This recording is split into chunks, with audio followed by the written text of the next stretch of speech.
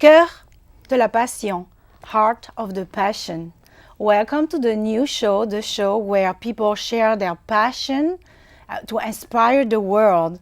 I am Christelie Vedel, your host, and this show is about creativity, inspiration, and passion. Today, we have the pleasure to have Anita Rexinger, and she's an artist, a painter. She's going to share about her passion. Hello. Hello. Thank you for having me on your show today. Oh, thank you to you. So tell us, what's your passion? Well, really it's, I have a lot of passions, and one of my biggest passions is watercolor, painting. I started, I guess, when I was about in second grade, about 8 years old, 7 years old, wanting to be an artist. And today, I can say that I'm an artist. You started young? I didn't take action on it young. It was just a dream. And for many years, it was a dream, and that was all it was. And so what was your first start, your first drawing, painting? Well, I remember back when I was in second grade, I used to doodle all the time. I don't know if you ever watched Popeye.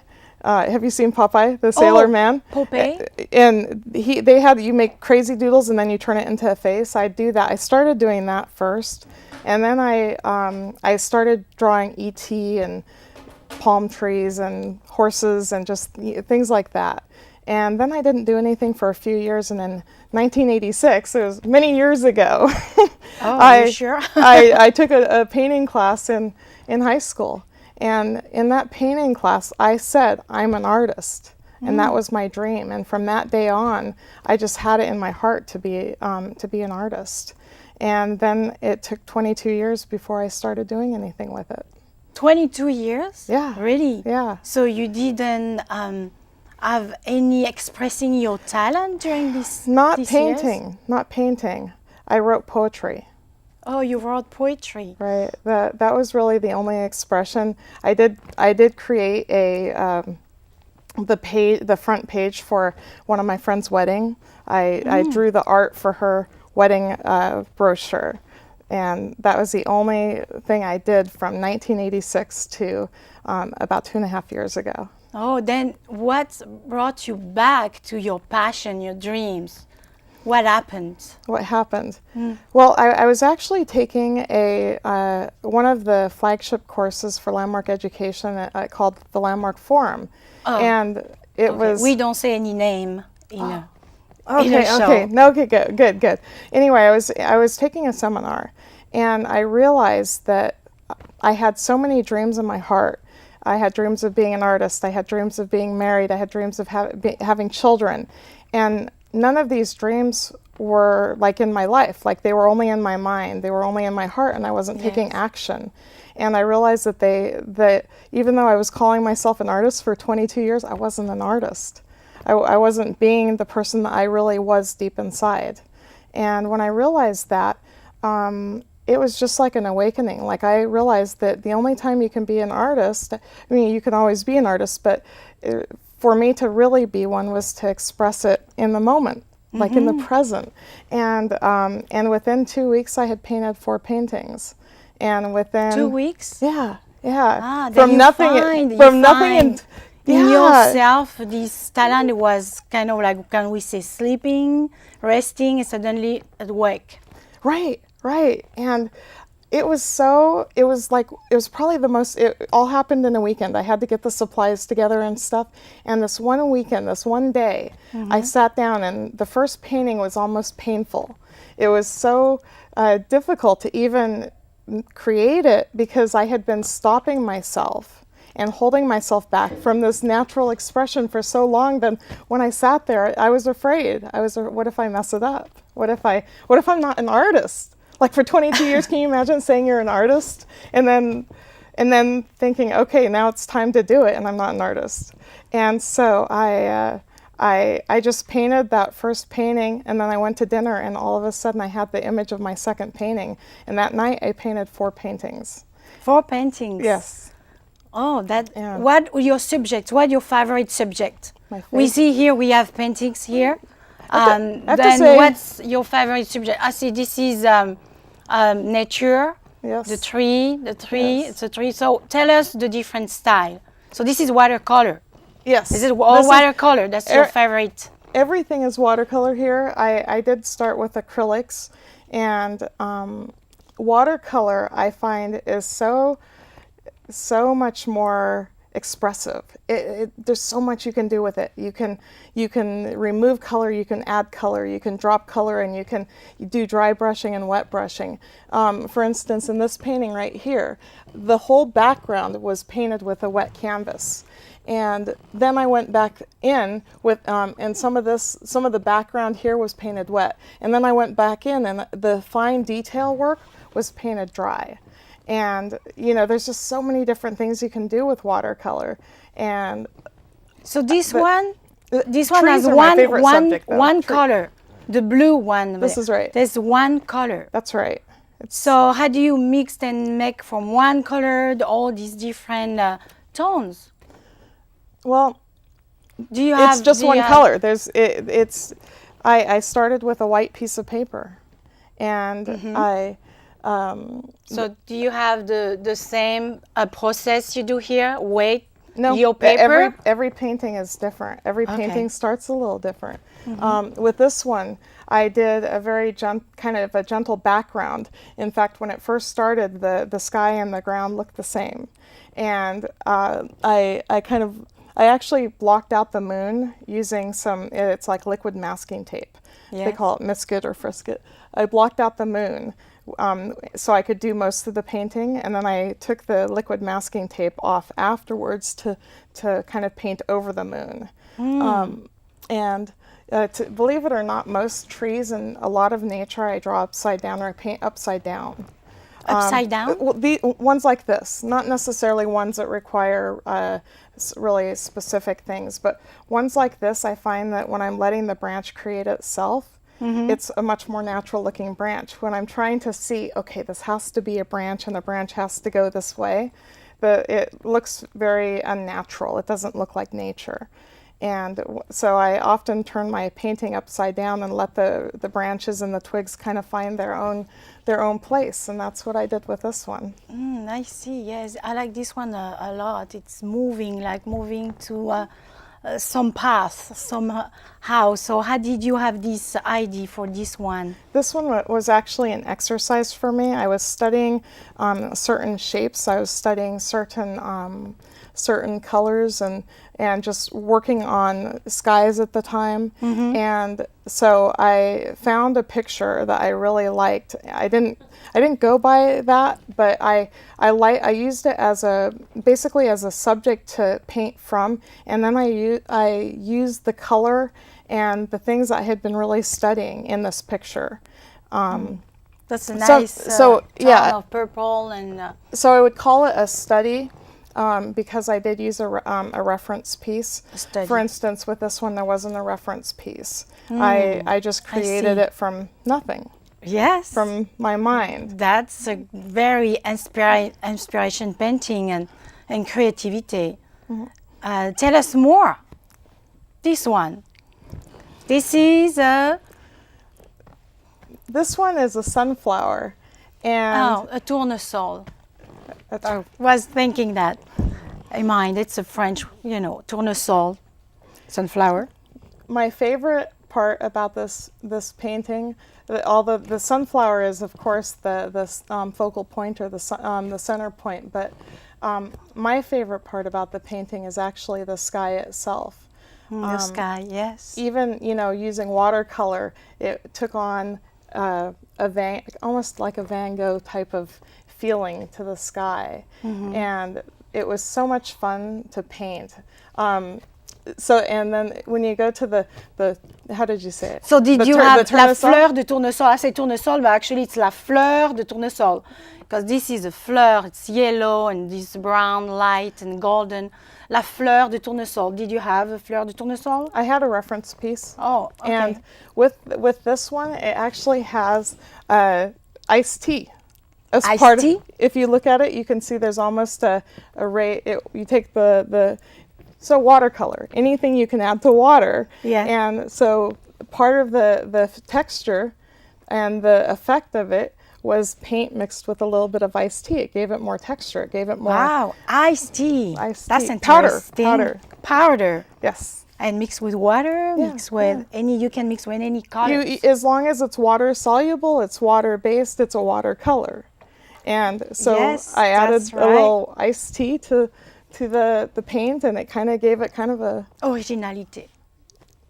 That's creativity. So that, and then. So you here and to inspire all of us Yes. for actually. becoming an artist. So that's actually really my intention tonight. Is Okay. for me, being an artist was something I dreamed of for my entire life. And not until 2.5 years ago did I actually start living my dream. And so I really want to inspire the artists within, people who have that artist within and they want to be an artist. They know in their hearts there's all this creative energy, all this creative flow that we have, and everyone has it. People express it in different ways. Some people they paint, some people they draw, some people they write poetry or books. Some Yes. people they make furniture. And some people make their houses look beautiful. It's an artistic Yes. flow within, the creative flow within. And I know that there are so many people, I talk to them every day, who say, "Wow, you actually became an artist." Yes. I've painted over 100 paintings 100 paintings in 2.5 a short years. period of time. Yes, and I've sold, I believe, 36 paintings, and it's in a very short period of time. That's And- a very personal development and transformation there. That's very unusual. And what I really want to do is inspire the artist out there who wants to paint, who's thought of painting, and maybe they're afraid. Maybe they think that they need to have a studio before they can be an artist, and they have to have a lot of supplies before they can be an artist, and they really don't. I started in my kitchen on the kitchen counter with a couple colors. Not even a lot of colors. I really started with one of those starter kits, and I just kept slowly adding to it. And you don't need a big studio. You don't need all this space. You don't need all these things that people think they need to follow their dream. And you may need just one color. You may. Like a short. You could just One color and water. One color and water And a little and some brush. paper. And paper? And you really only need one brush or maybe a couple brushes.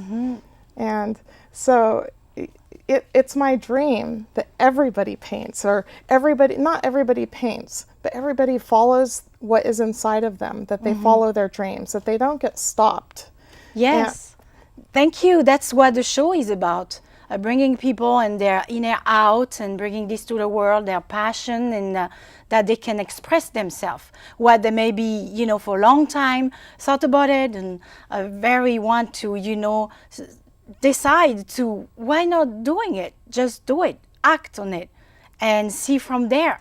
That's being very expressive, and your talent make your life more so enjoyable and light, and so that's it what gives happened you to so much energy. I almost Yes. feel like when I started painting, I started glowing, like I was just filled with this inner happiness because I was finally expressing myself. Yes, And that's- really just following my heart. That's amazing. And I would say there's a few things you could do as a starting artist that would really help you to get started. One of those things is to schedule it. That was one of my excuses for such a long time. I don't have time. I don't have, I thought I needed a lot of money to be an artist. I needed all these things I thought I needed to be an artist. And really, like we said, you could have one tube of paint, you could have a piece of paper, you can be an artist. You could even really start with a pencil. It doesn't have Yes. to be expensive to be an artist. That's right. We always think, oh, we need this, we need that, and we get stopped by all these needs. They're just around us, and actually we just think about it. Oh, just simple thing can become great things. And sharing your dream with somebody who really cares about you, who really wants you to have your dreams fulfilled. I shared my dream with a friend of mine. Yes. And that first night, he brought his supplies over. I had my supplies. We painted together, and it was like it became like this time, a really joyful time where we just painted and we painted and we painted.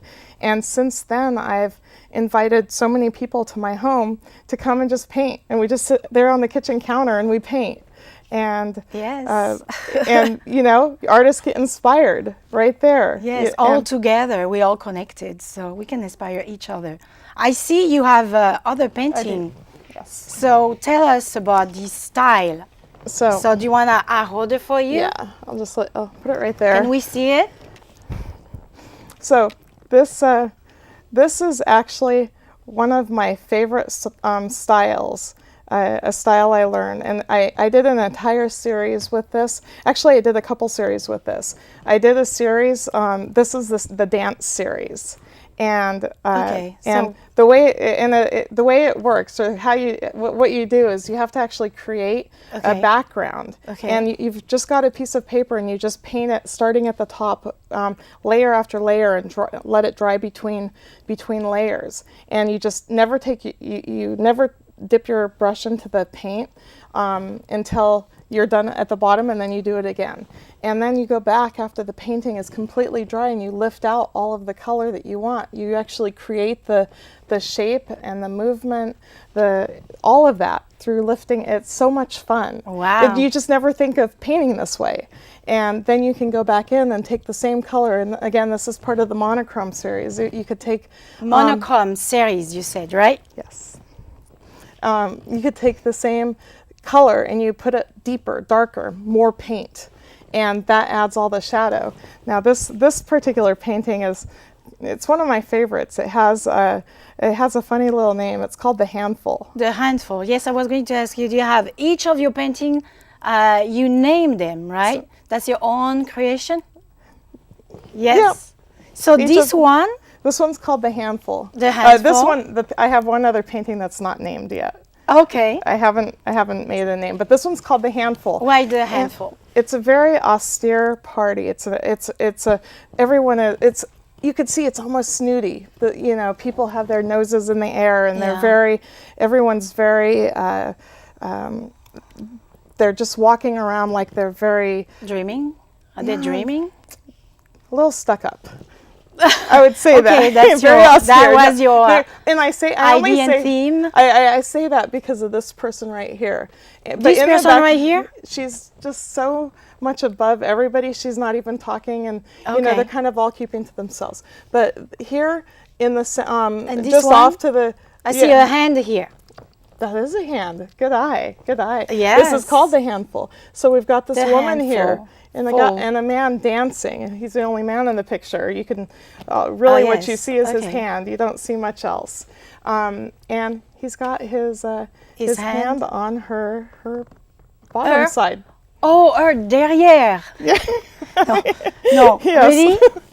There was your intention? Was it your intention? It was. Okay. And it's just like the spark of fun. The derrière, the bottom. That's right, the bottom side. It was just like a spark of fun, a spark of laughter, something in such an austere and proud, a proud, scene to have this hand right there in that place. It was a lot of fun. Yes. Thank you. It's something unexpected, So, did you have another one? You said, but you didn't have a name yet. That's right. And all this one they have name. Did we say the name of this one? This one is the Lone Cypress. Okay. This one is a burst of life. Oh, okay. And a burst of life. That's right. And the one behind me is really just simple. It's a monochrome series blue. The monochrome tree series blue. Series blue. When you say monochrome series blue, is one color. Yeah, that's right. Okay. And I have others that are in that tree series, just like I have others in this dance series. Nice. So this painting here. Oh, that's beautiful. Can we see it here? That's beautiful purple here. So this painting was inspired by a picture I was given.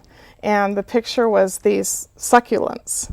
and it was very light. It didn't have all this dark, the blues and colors, but there was these I don't know what they're called, succulents, or kind of a cactusy, cactus flower. no points, just a kind of a water plant. Okay. Right, and so there's movement behind it. There's movement inside, and the plant itself just like bursts towards the front.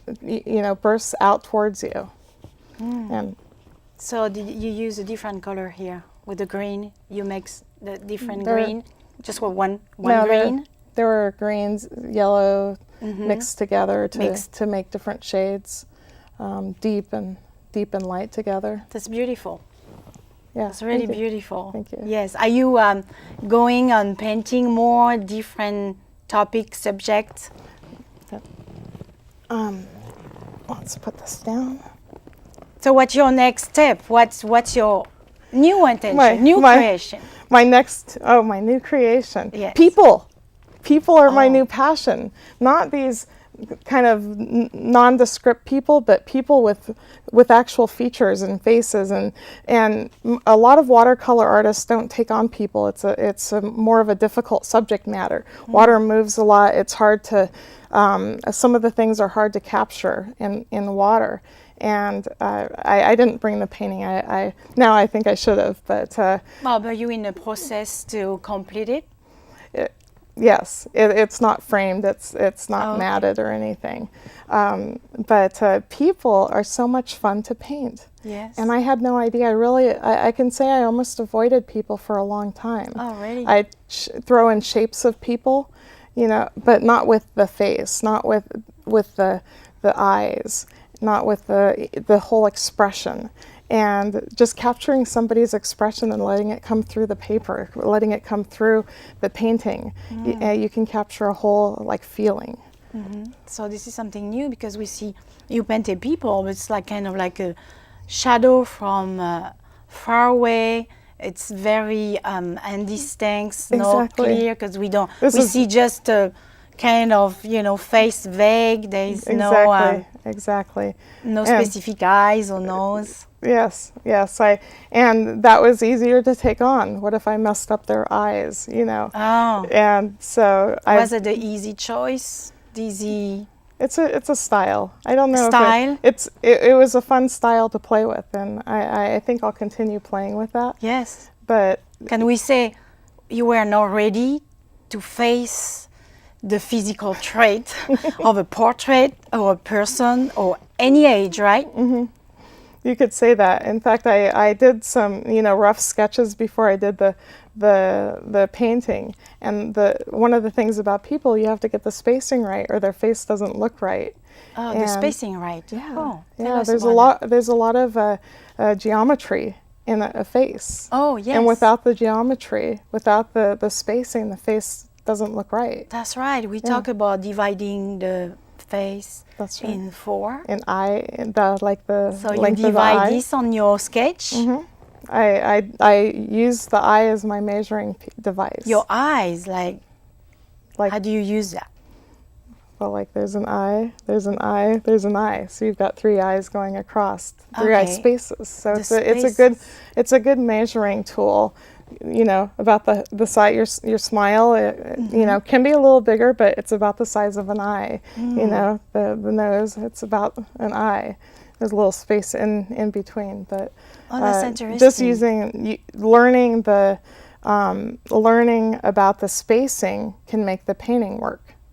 And that's not just working with color, not just working with the picture itself, but really working with the spacing and dimensions inside the picture is so much fun. Yes, I can tell. It's fun. Is it easy to learn? How will it take? How many hours? How long would it take just to create a very, let's say, simple painting like the monochrome? See, I would say that painting wasn't that complicated. It probably took 2 or 3 hours to paint that painting. It was really more finding finding that the painting made itself. It created itself, and it just kind of flowed through me. Once I had a kind of a vision of what I wanted, I started, and the painting came. Something like this that has the detail, it could take a couple days. You know, working on it several hours for a couple days. The most time with a watercolor that I've taken so far on a painting has been 3 weeks, and I worked on it almost every night for 3 weeks. 3 weeks. Yes. Yes, we can tell it's. We can see it's more complex.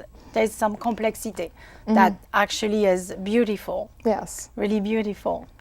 So then you choose the watercolor among different, as I know, oil painting and acrylic. Then this is what you like the most to use to paint. Is it your favorite? I haven't tried oil paintings yet. Oh, okay. They're a little messy for the space I have. And okay. So I haven't converted the space into something that could really handle an oil painting. Oil is a little more permanent. You spill it on something, and you may not be able to get it out. But you know, watercolor has really called to me. And one day I actually do hope to do some oil painting as well. Yes, with a bigger space. Yes. But as we understand, and the watercolor is more accessible to all of us, even to children, to anyone, right? Yes. Is that what? In fact, one of my dreams for the end of the summer, I'm going to be putting together a painting class for my neighborhood for the really? kids. Yes. Yeah. Oh, that's very nice. I thought it would be a really great activity. I'm just going to go around. I live in kind of a quiet neighborhood. Nice. And go around to all the parents who have kids and invite them to come over and they can paint. and do a watercolor class. Oh, that's very. And it is easy. You know, some pigments don't come out, but there is special watercolor pigment remover if you get it on clothes. Thank you, thank you, Anita. Thank you for being here. We're so happy and to know more about it. Please come back next time, and we just thank everybody. Thank you for watching the new show, and we see you next time with another passion about this show, the Coeur de la Passion. Thank you. Thank you.